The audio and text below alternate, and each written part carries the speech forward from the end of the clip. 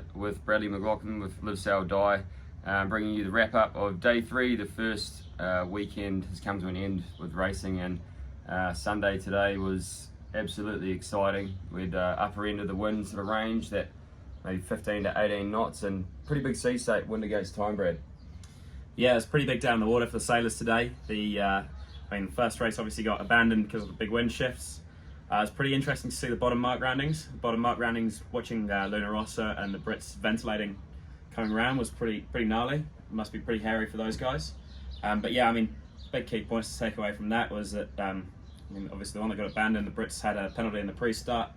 Whether or not they had an issue with their onboard systems or whether or not they just had one, we won't know. But I think it's going to be. It was interesting to see that they got back into it in the second start, and obviously clearly came away with a good win and a pretty convincing win again as well. So they must be pretty happy. Yeah, it was quite a tight race, wasn't it, with the Italians? It was backwards and forwards. It was lead changes, some couple of tight situations, but it was towards the end of the race. I think it was league 4 of 6 where the Brits sort of really grabbed a hold of the race, and particularly downwind their boat looked quite quick, and there wasn't a lot between the two boats upwind. I thought, very similar in terms of overall boat speed, maybe a slight click advantage to the British team, which is kind of similar to what we had been thinking earlier on in the week when we saw them out practice racing.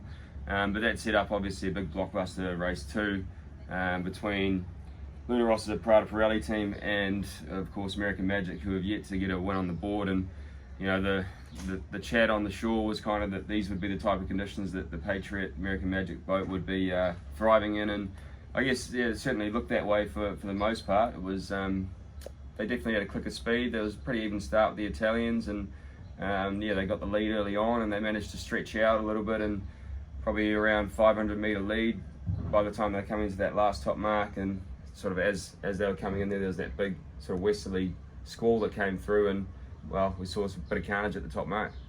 Yeah, like American Magic, I'm feeling for those guys at the moment. Tough first weekend for those guys. Whether or not they can get their boat sorted in time for next weekend, there's some pretty big question marks behind that right now. And you don't want to be in their debrief tonight. That'd be an emotional one for those guys. And it'd be heartbreaking for the shore crew, the amount of man hours we've gone into getting that boat ready to go.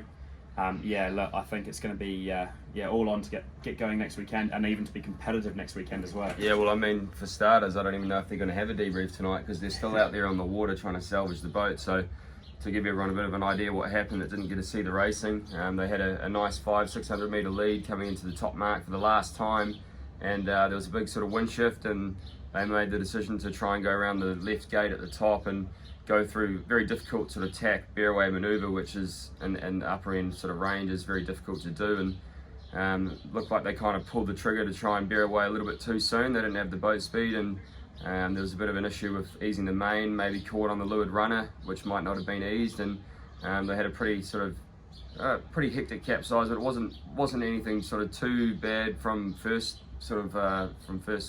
sight that we got to see. And then they spent quite a bit of time on their side, and then as they pulled the boat up, it was pretty obvious that they were sinking. So there was not a lot of boat out of the water at the time. There was a lot of water coming in into the cockpit over the deck, and well, we saw some pictures pretty soon after that. They had heaps on trying to get that thing saved.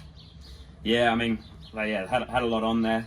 Sounds like they've got it all under control now, which is good. But oh man, there was a few close points there where it looked like the boat was going down and there was going to be some salvaging going on. It sounds like it took them a bit of time to get the boat sorted and get happy with it, and clearly taking on a lot of water from somewhere. So whether or not they've had an issue structurally, or whether or not they've put a hole somewhere in the boat, we won't know. But it looked pretty gnarly for them for a while there. Yeah, and I guess the big question that everyone's going to be asking now is, how much of the boat can be salvaged. It was underwater, or there was water sort of all through the electronics for quite some time there, and we were talking, it's been a couple of hours now since the race finished, and so you'd have to assume that all the electronics and hydraulic systems and everything inside that boat are going to be pretty messed up. So it could be an interesting few days. Obviously it's going to be a long night for them tonight, but they've got a massive task ahead of them to try and turn it around and get back on the water for the start of racing next Friday. Yeah, for sure. And I think one of the big things a lot of people have been saying is, look, their boat ones out the front of their shed. You know, why can't they either use boat one or take everything from boat one and go on, put it onto the newer boat? And it's not that simple to take everything off of one boat and put it onto another. It's pretty obvious. It's a complete different looking boat. The system's going to be very different, way more upgraded since that boat. So that's a real last minute resort there. And who knows, will boat one even be that competitive anymore? Well, we know obviously the hull shape looks very different, and that's, considering that boat was designed probably 2 years ago. We've talked about how much can be changed in a couple of weeks with the innovation of these boats. We've seen it with the Brits, but to go back to a hull that's 2 years old would be a massive sort of setback, I think, for the Americans. But I mean, luckily we know that everyone's okay. Hopefully the equipment can be replaced and they can get back to the dock in one piece, figure out a plan of attack to try and figure out, how can we go about getting set back on the start line on Friday. Unfortunately, they still haven't got a race win on the board, but in a lot of ways it might be an easy one now, because you can let go trying to decide that you're not going to win the Prada Cup, so you're going to be racing in that semi-final sort of sail off. Probably don't need to be out on the water racing next week and until you actually need to, so take a bit more time and get the boat sorted. But yeah, but all we got time for today. But thanks for everyone for tuning in, and we'll try and bring you more information as we hear it, as with the Americans and how they're looking. But big thanks to all our supporters and sponsors, and we'll see you guys next week.